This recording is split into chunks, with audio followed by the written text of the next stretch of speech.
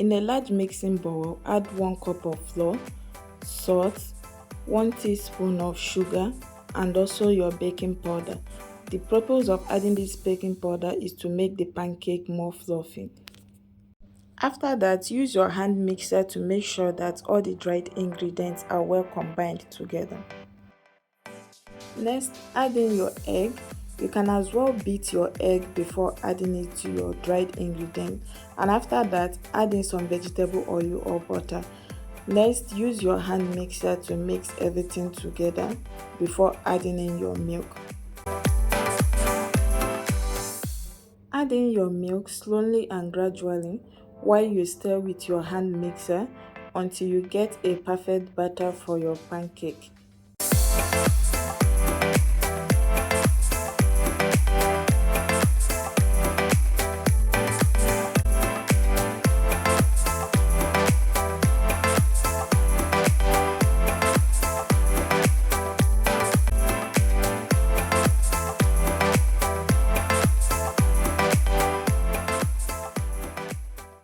Continue mixing until the batter thickens, and also make sure that your batter do not have lumps, and also do not overmix your batter.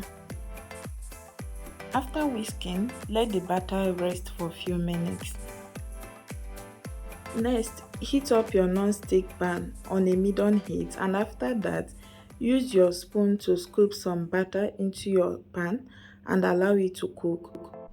Cook your pancake until it begins to form bubbles, and after that flip to the other side of the pancake and allow it to cook. Next, remove the pancake from the heat when it turns golden brown. And after that, repeat the same process with the remaining batter until everything is done. Please guys, don't forget to like, subscribe and share this video. If you like this particular recipe, don't forget to drop a comment on the comment section.